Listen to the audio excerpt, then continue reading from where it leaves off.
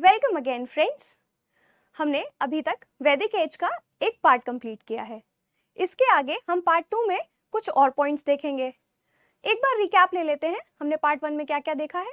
हमने origin of Vedic as देखा, हमने टाइमलाइन देखी वैदिक एज की, वैदिक एज के आर्कियोलॉजिकल और लिटरेरी सोर्सेज देखे। साथ ही साथ हमने उन लिटरेचर की बात भी की जो वैदिक काल में लिखे गए थे। अब हम इससे आगे चलेंगे और देखेंगे फर्दर आगे क्या प्रोसीड करते हैं हम।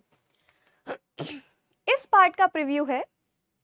पहला टॉपिक कल्चरल प्रैक्टिस, कैसी सांस्कृतिक प्रैक्टिसेस वहां पे थी, क्या कल्चर लोग फॉलो करते थे और आईवीसी से कैसे वो डिफरेंट था, हम ये देखेंगे। फिर हम फिलोसफिकल डेवलपमेंट देखेंगे। मैंने आपको पहले पार्ट में बताया था कि वैदिक काल को फिलोसफिकल डेवलपमेंट के लिए ही जाना जाता है। हम देखेंगे कैसे वो डेवलपमेंट हुआ और किस स्तर तक गया। Then we will move to social structure, जैसा कि हमने सिंधु घाटी सभ्यता में देखा था, समाज की व्यवस्था कैसी थी। रिलीजियस बिलीफ्स भी हम देखेंगे कि रिलीजन का क्या स्टेटस था, कैसे बिलीफ्स थे और क्या प्रैक्टिसेस फॉलो की जाती थी। Then we will move to very important part, that is economy. किसी भी सभ्यता का सबसे महत्वपूर्ण बिंदु होता है उसकी अर्थव्यवस्था। आईवीसी में हमने देखा बहुत ही फ्लरिशिंग इकोनॉमी थी, हम यहाँ भी देखेंगे कि कैसे चेंजेस हैं यहाँ पे। Then we will move to administration, शासन व्यवस्था कैसी थी हम वो भी देखेंगे। Lastly will move to condition of women. So let's start cultural practices in Vedic age. Now we will proceed with the lecture point wise. पर इससे पहले कि मैं आपको पार्ट सेकंड को और अच्छे से समझाऊं, I want you to do a comparative study. यहाँ से आगे हम कंपैरेटिव स्टडी करेंगे। हम जिन भी पॉइंट्स को या जिन भी हेडिंग्स को पढ़ेंगे हम उसे अर्ली वैदिक पीरियड और लेटर वैदिक पीरियड दोनों में कंपैरिजन के थ्रू पढ़ेंगे, ताकि आपको चीजें समझ भी अच्छे से आए और वो लंबे समय तक याद भी रहें। जब आप किसी का कंपैरिजन करते हैं तो आपको उसे रिटेन करने में ज्यादा आसानी होती है। So we will move in the same way. Cultural practices in Vedic age, वैदिक काल में कैसी सांस्कृतिक गतिविधियां होती थी। आप जो बोल्ड में वर्ड्स देख पा रहे हैं आप उन पर ध्यान दें। It included prayers, sacrificial rituals, festivals and communal gatherings. Now, what is this is saying कि prayers होती थी, sacrificial rituals थे, बलि का विधान था। अब वो पशु बलि भी हो सकती है और वैसे जो हम नॉर्मल पूजा में बलि देते हैं वो भी हो सकती है। फेस्टिवल्स, कम्युनल गैदरिंग्स, त्योहार भी मनाए जाते थे और वो त्योहार उस समय से आज तक कंटिन्यू हो रहे हैं। आपको पता होगा, आपने घर में भी सुना होगा कि जो भी त्योहार हमारे यहाँ मनाए जाते हैं उनका जो इतिहास है बहुत पुराना है। हमारे घर के एल्डर्स जो हैं वो यही बताते हैं कि अरे बहुत समय से ये मनाया जा रहा है और यही ट्रेडिशंस फॉलो किए जा रहे हैं। तो हमारे घर के खासकर हिंदू धर्म के जो त्योहार हैं उनका हिस्ट्री यहाँ से शुरू होता है। कम्युनल गैदरिंग्स, कम्युनल गैदरिंग्स जो है वो एक प्रोमिनेंट फीचर रहा है वैदिक काल का। लोग साथ में इकट्ठे होते थे और जो भी तीज त्योहार जो भी मनाया जाता था वो साथ इकट्ठे होके ही मनाया जाता था। Community, sense of community and reinforce the social hierarchy based on varna and class. जब ये कम्युनल गैदरिंग्स होती थी तो इससे सेंस ऑफ कम्युनिटी डेवलप हुआ। साथ ही साथ लेटर फेज में हम देखेंगे कि हायरार्किकल सिस्टम भी डेवलप हुआ वर्ण के आधार पर, क्लास के आधार पर। Moving on to philosophical developments, क्या फिलोसफिकल डेवलपमेंट्स हुए थे।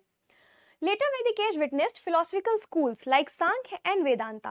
यहाँ पे सांख्य लिखा है, although we use M while writing, but it is pronounced as सांख्य, सांख्य दर्शन।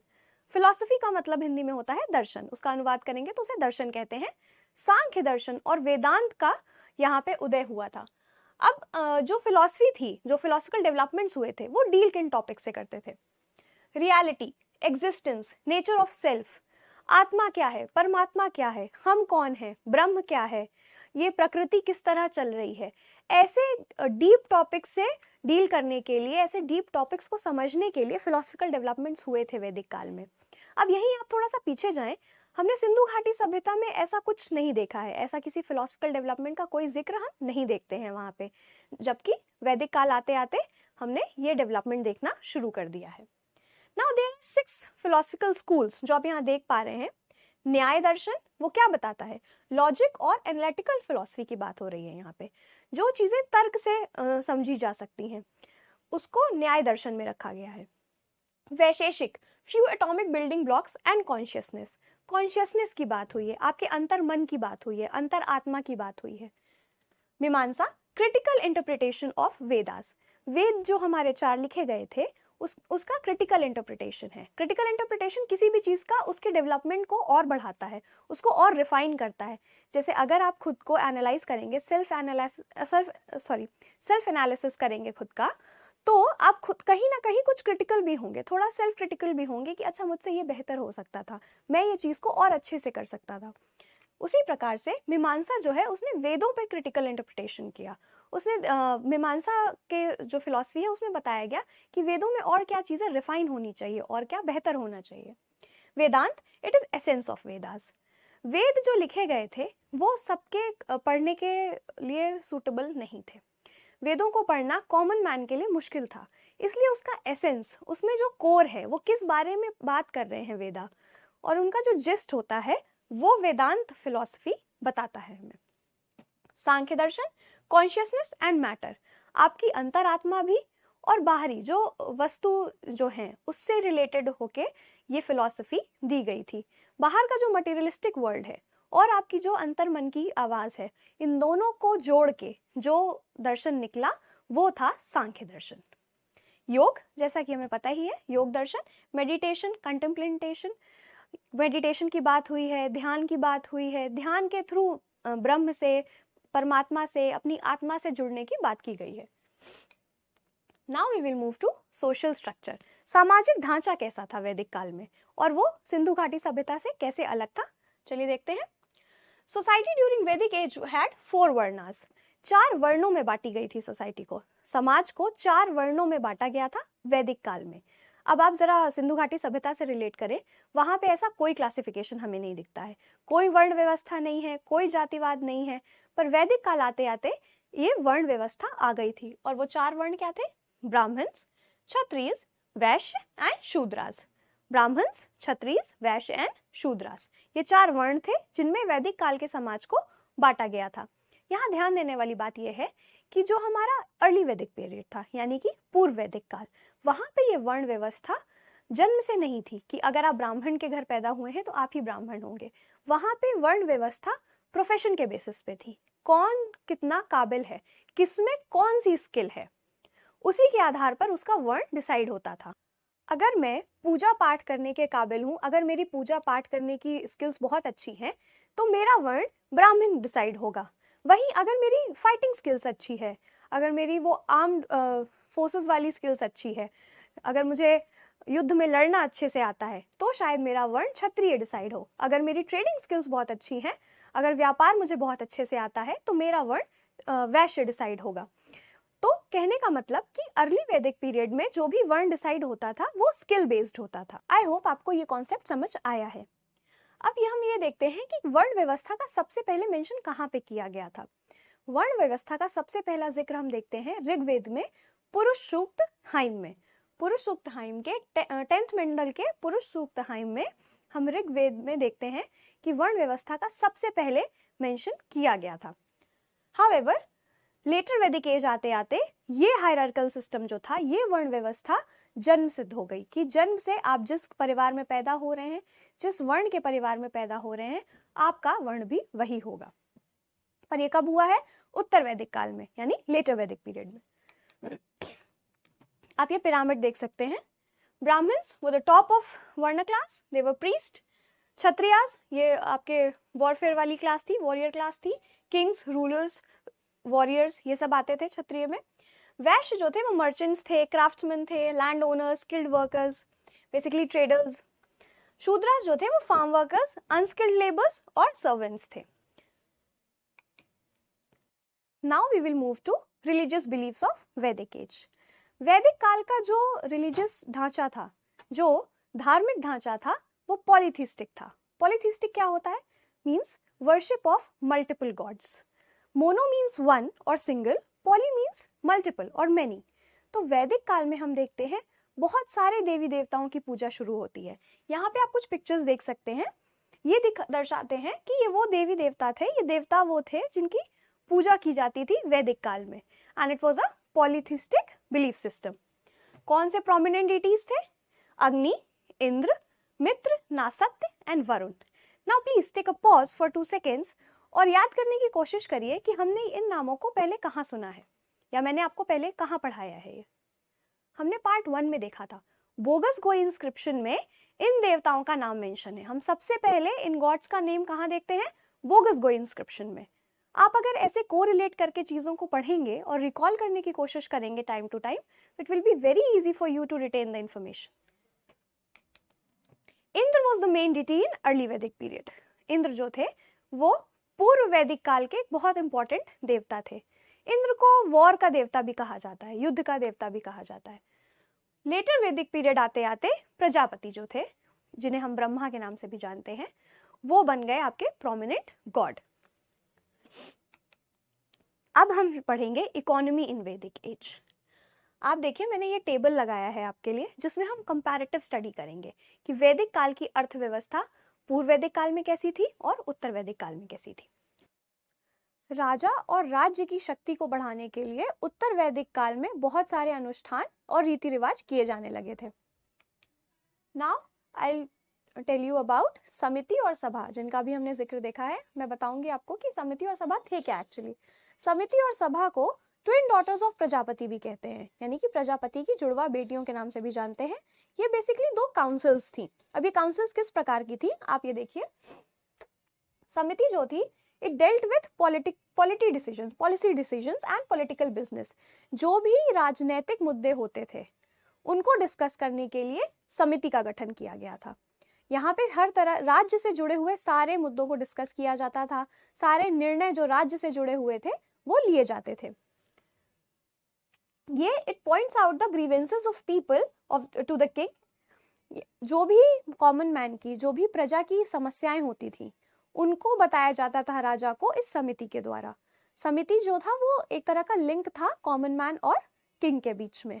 क्या समझा हमने? समिति का गठन हुआ था पॉलिटिकल डिसीजंस, पॉलिटिकल बिजनेस को देखने के लिए, और साथ ही साथ it was a link between common man and the king. Whereas सभा ये लेस पॉलिटिकल थी। इसको आप आज के टाइम पे राज्यसभा से रफली कंपेयर कर सकते हैं, वेयरएज समिति को आप लोकसभा से कंपेयर कर सकते हैं। सभा में क्या था, लेस पॉलिटिकल थी, राजनीतिक इसका नेचर नहीं था, कम था, और इसमें सोसाइटी के एल्डर्स और नोबल्स इनको इंक्लूड किया जाता था। जो बड़े बुजुर्ग लोग होते थे हमारे समाज में, सोसाइटी में, वो इसका हिस्सा होते थे।